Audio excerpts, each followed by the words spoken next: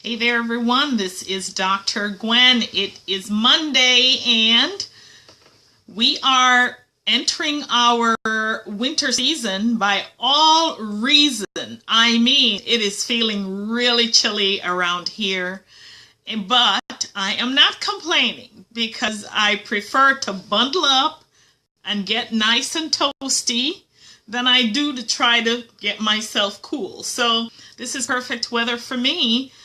I wonder how your weekend went. I hope you had a really fantastic weekend, taking care of what's important to you in your life, in the life of the people you love, and advancing yourself, both spiritually, physically, and otherwise. For me, it was a great spiritual weekend. I had a wonderful activity on Saturday, which I really enjoyed, and I'm feeling quite refreshed from that. And coming to you here as I put on the final corrections and proof on my book, Single Moms From Striving to Thriving, 101 Success Tips. I am so incredibly excited about what this book is going to do for moms who may be out there struggling and not understanding the principles that govern their kids' life. And of course, this book is not just for mothers, it's also for dads. I've had dads review it. It's also for people who don't have kids, who may be wanting to look ahead and see what to do. There's nothing better than being prepared before you get into a task. So today, I want to invite you to just hang out here with me just for a few minutes as we embark upon our empowering reflections. And today we're going to be talking a little bit about the cycles of life. It's not going to be any kind of deep scientific research studies. It's just going to be simple reflections on things that we may take for granted every day as we live our lives, yet they so amazingly impact our lives and we may not quite be aware of it.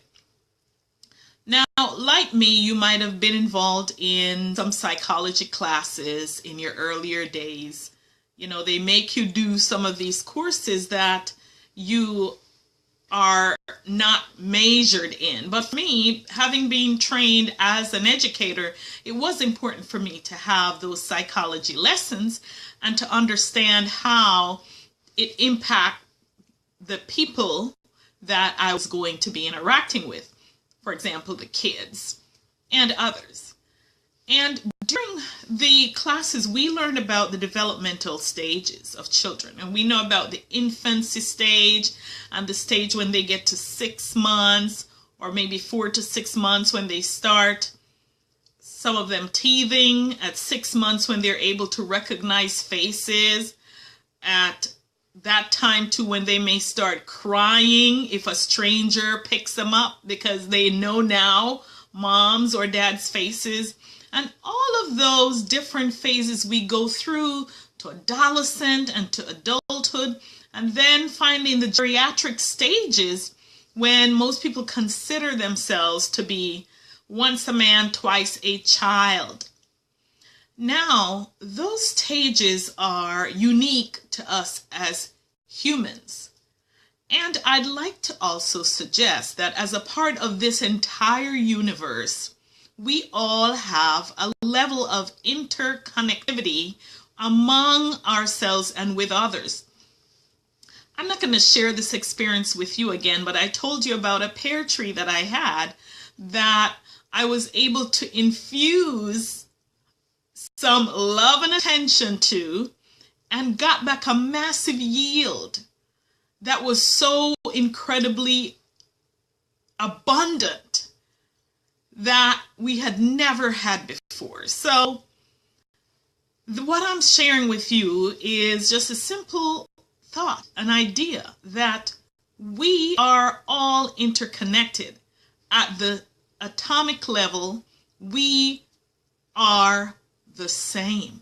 We are like one big puzzle, the universe, and every single one of us comprises a piece of that puzzle called universe.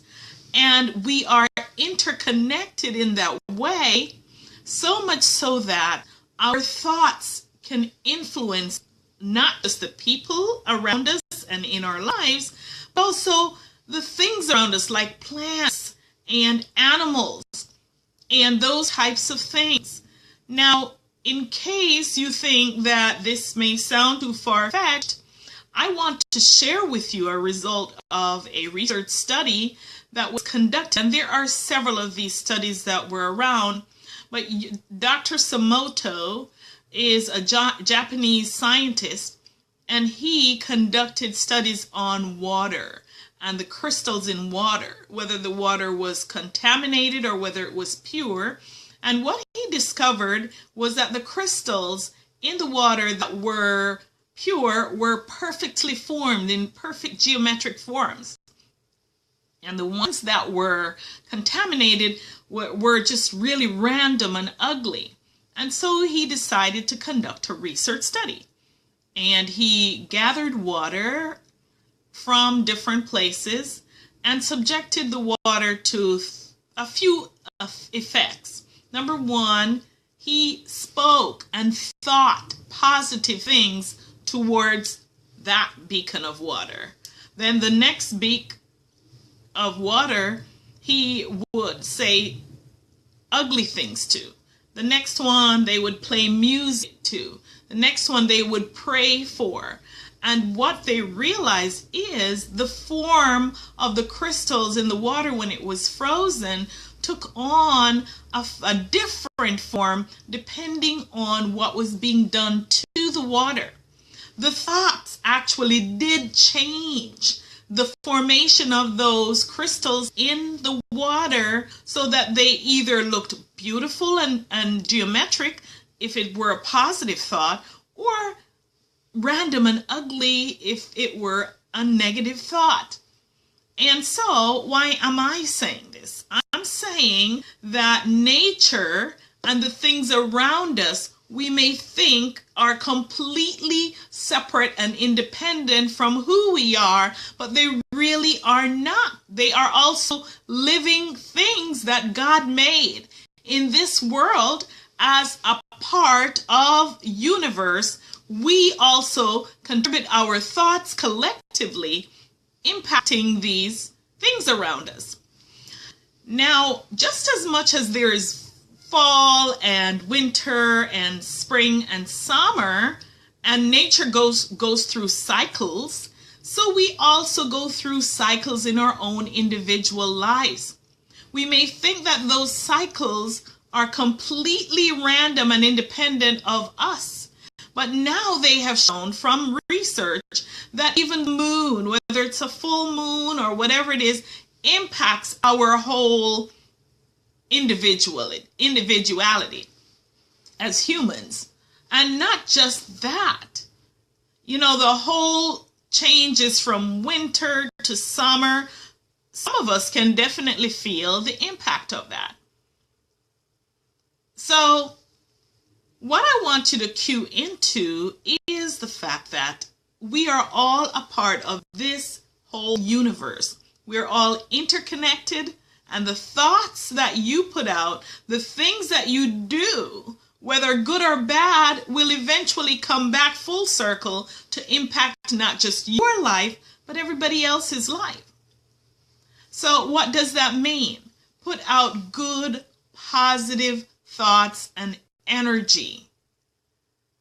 That will impact the quality of the life that you get and the impact that you put out there for the other people around you. Then there's this cycle. I studied about the ultradian rhythm. And this one has to do with you personally, your restful state. And our bodies go through all kinds of cycles. But the one that I want to focus on is the rest and sleep cycle. Simply because if we're not in our best and healthful self, then none of what I'm saying matters. So we have to start with ourselves first, taking care of who we are and doing the things that we know will impact our health so we can show up positively for the other people in our lives and those around us. Now, the ultradian cycle suggests that our bodies go through waves of 90 to 120 seconds ebb and flow. And what this means is that there are times when we get very productive and then the peak falls off and then it keeps going like that several times throughout the day. Now, what the studies suggest is that during those times when it dips, your body can benefit the most if you take a 15 to 20 minute break. Now, what they recommend is you take a nap. Now, that may not be possible for some of you who are working on a job. I know for me, sleeping during the daytime is extremely challenging. You know, I can probably count on one hand when I've been able to sleep during the daytime throughout the decades of my life. However, if you can't sleep, just laying down or just simply relaxing and taking some deep breaths, inhaling, filling your diaphragm, exhaling, emptying your diaphragm will make a huge difference for you. This whole empowering reflection conversation is intended that you will show up as your best self every single day, every moment of every single day, every tiny second of every single day. Because you never know who you may be influencing by just being who you are. And if you are incredibly tired all the time, then more than likely the thought patterns, your interactions won't be as positive and as welcoming as it should be. So take those 90-minute dips of cycles and understand that they are intended to peak your productivity. Now, getting to where you want it today, and I will leave you with this final tip and thought, that what you set out to achieve today is possible by taking advantage of those ebbs and flow in your cycle throughout the day and getting more productive. Also, keep in mind that it's really, really important that you focus on the end goal of what you want to achieve. Some of you may be on a job right now and you may just absolutely hate it. I wouldn't be shocked because 80% of people absolutely hate the jobs they have. They do, 80%. But if you're on that job, don't kill yourself wishing for something more and dragging yourself out every day with this horrible thought of, oh my God, I can't wait to get out of here. You've got to flip that mindset and find that thing that you love to do. And as you go on that job and do the stuff on the job, begin to lay plans for that thing that you want to do. So you're not aggravating yourself and exhausting yourself from the worry and the anger and the pain and the hate of what you are doing right now. So I've said a mouthful and I've hit a bunch of topics on the cycles of life.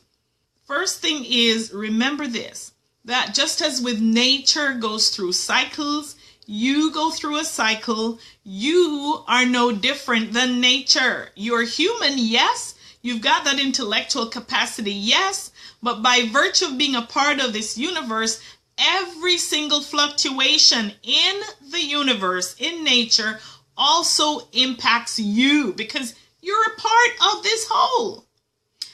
So your moods may swing, life may take on different cycles, and so will your successes and your opportunities. Then the next thing I talked about is that rhythm, that cycle, ultradian rhythm, that you need to make sure you're taking that break when you feel that ebb coming on, so that you can ride that wave to achieve what you want to achieve in your life. And what will enhance that is your thoughts of making and laying plans to do the thing that you really, really love to do, instead of hating what you're doing right now and wringing your hands about what's going on right now. Just ride the waves, set your plans, get in action, and just know that things will work out as long as you stay in action. So my friends, I invite you to have the most amazing Monday afternoon. I'm going to get right back to finishing up proofing that book and getting it off today. And I will keep you in touch with the development of that. And I hope that as you ride this wave, this cycle of your life, that today and the rest of this day will be the most amazing day you ever could put together for yourself. And here's what I want you to do. I know some of you popped in and out while I was doing this. Some of you will watch this later. Leave your comments, like the page, share the video, do whatever you think is needed to help empower someone. Because after all, my dear friends, we're all here on this planet for a purpose. And I'm fulfilling a purpose. You have a purpose to fulfill. We all have a purpose to fulfill. So let us take on that responsibility of fulfilling our individual purpose so that each one of us can enjoy the bounties and the abundance in life and the joys of life, simply because we each are participating in one another's life cycles. I thank you very much for joining me. This is Dr. Gwen, empowering lives to live purposefully and passionately. And I will see you tomorrow at 3 p.m. I love you. Have the most amazing afternoon.